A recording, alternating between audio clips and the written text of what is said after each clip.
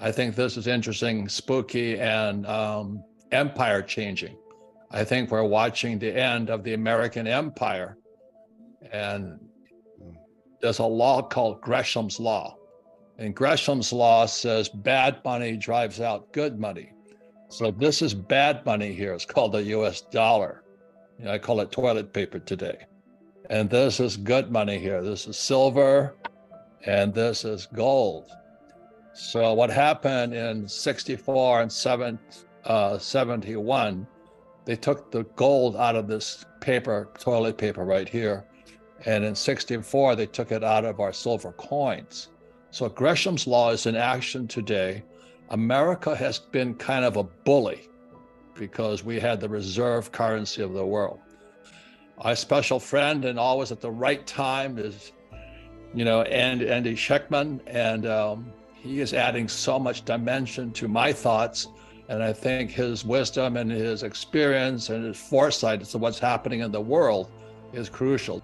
The thing we're going to be talking about today is what happens if and when Mexico joins the BRICS. What are the repercussions? What are the shockwaves? What's going to happen? Yeah, there's a lot to talk about. I mean, the BRICS formation is something that I have been singularly focused on for the last few years, certainly. And I know you wanted me to just briefly describe what the BRICS are to your listeners. And for those that haven't been following this information, I think it's really very, very, very important. And, I'd like to first throw out that so many things are happening all around us, and the things that are happening inside, the blunders, if you will, that are happening inside the United States only exacerbate the consequences that are happening and the realities that are happening outside the border. In other words, the US blunders, I believe, are inspiring the rest of the world, the international community, to unite in opposition to it and in joint establishment of mutually beneficial platforms of politics and economy and trade and currency and finance and culture and education and international security and all of these things that, as you mentioned, the bullying and the sanctions and the hegemony and the hypocrisy of the West, I believe, is coming to an end. And it is those types of actions by the West that I think has squandered the good graces that we have had for many years of the international community. America has pissed off the rest of the world. Yeah, yes. We've been the bully. We've been the bully with this thing. We're now a credit-based economy. In other words, we print fake money and we spread it throughout the world.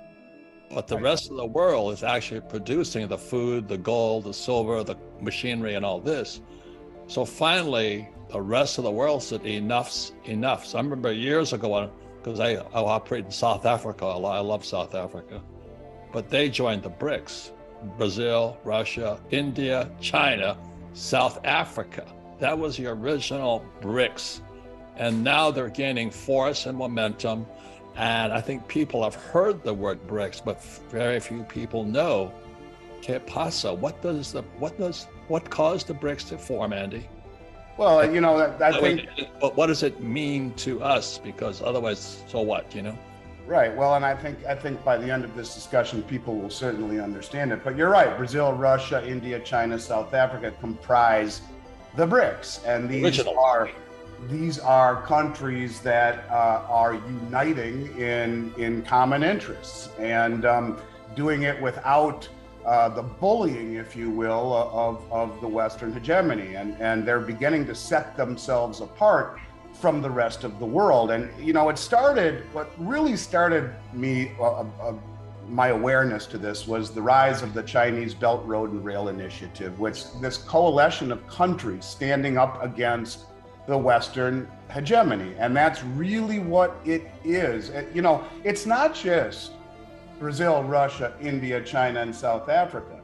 You have well over a dozen countries that have already applied, such as Algeria and Argentina and Iran, the United Arab Emirates, Nicaragua, Turkey, Indonesia, Senegal, Nigeria, Afghanistan, Egypt, Kazakhstan, and the biggest one of all, Saudi Arabia, has formally applied to the BRICS nations. And so when you talk about this growing cohesion of countries, there are others that they're already set their eyes on. All of these countries and their neighbors that are growing together are forming a massive, very imposing, not only from a GDP, but you put all these countries together and their military might is very, very strong as well. And equally as important to being forced to take the dollar is if you are on the wrong side of the Western, on the Western ideology, then you get sanctioned, you get kicked out of SWIFT. And this, the weaponizing of the dollar, I think is what has accelerated the union of all of these countries.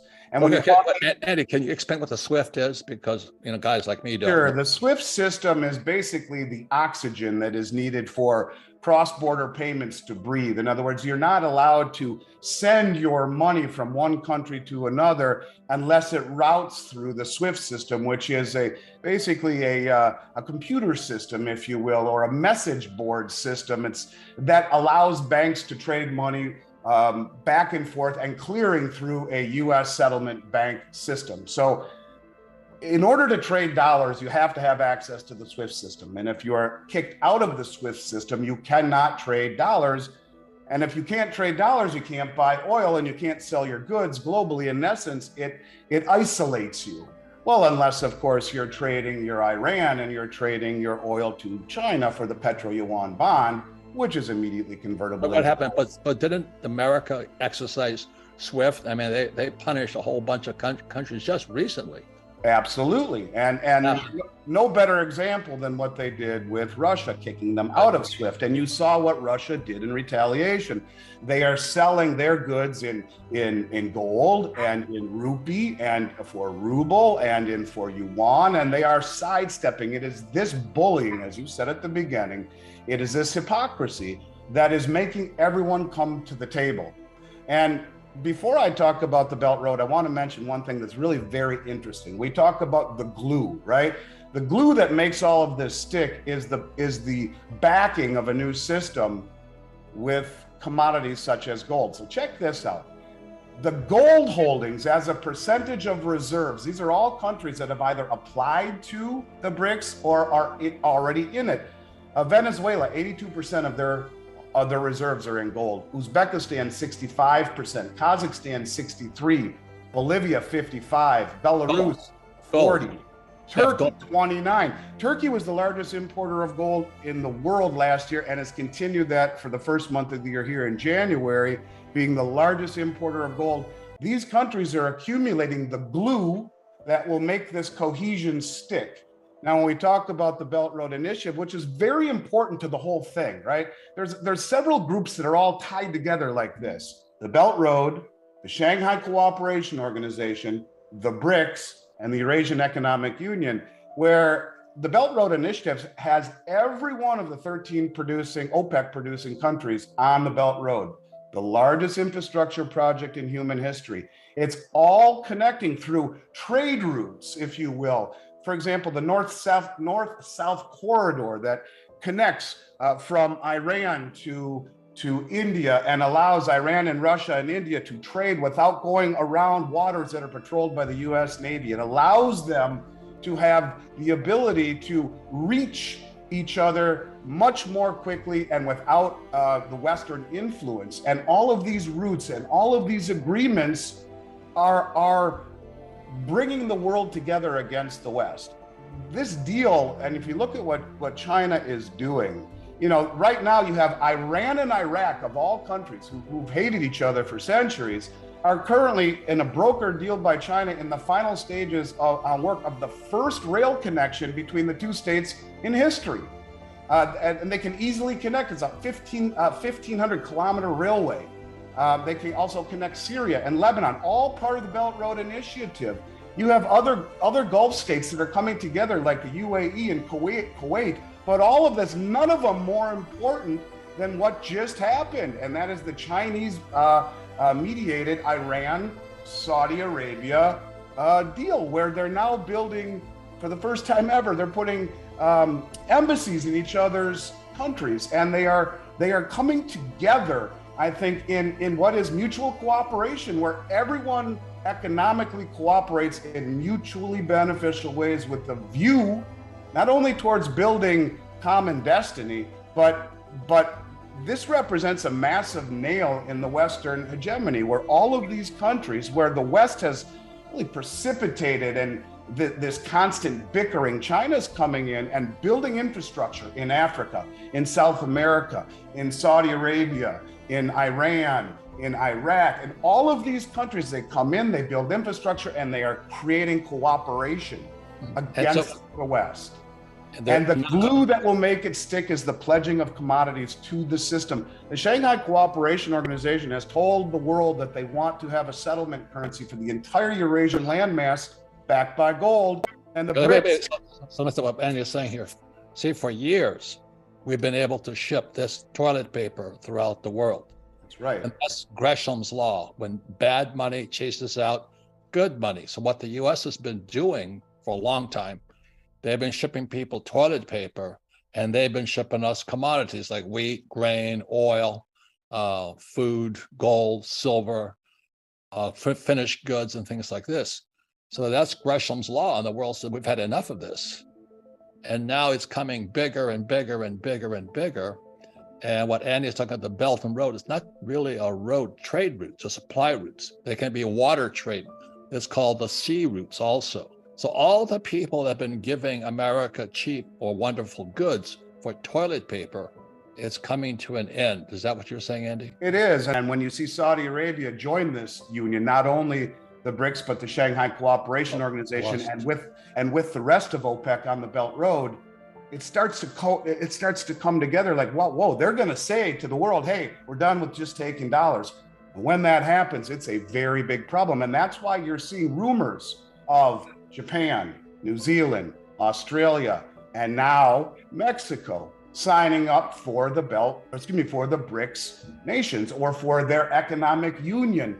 This is a big deal. It's little by little by little by little, all of these pieces, which in and of themselves are not as relevant until you look at the big picture. And you're talking the majority of human population joining together in a drive for prosperity, and one that is based upon mutual benefit rather than being under the thumb of the West and the Western influence. And that's why they're joining with these countries that not only, if you look at what China is doing, they're coming in and building infrastructure, they're building refineries, they're building more oil rigs, they are cooperating to mutually benefit both sides of the table. And what that means is that that's also a military cooperation. This is a new system, a new era dominated by transparency and commodities. So this is why I believe they will use the rails of the Chinese digital yuan for all of these countries to pledge to a new currency that will be a digital currency, but showing the immutability and the veracity of what every country pledges to the new system on a distributed ledger. That is the glue that makes it all stick. And our bullying of the world has led us to this point. It's over, because the world will dump dollars if they no longer need to own them to buy oil, and flock to a system of mutual beneficial understanding and cooperation and transparency. FYI is what our, when Rich Dad Poor Dad, I said savers are losers. And what Andy is talking about, why I've said that years and years ago, 25 years ago now. Yeah, if you save in dollars, you will be a loser. And look what's happening to the value of the dollar. It's being destroyed. Basically, what that means is, if you're not a contrarian, you're going to be a victim. And if all of your wealth is held in dollars and dollar-based assets, you're destined to go broke or have your money taken from you by a bank that has made poor decisions and goes upside down.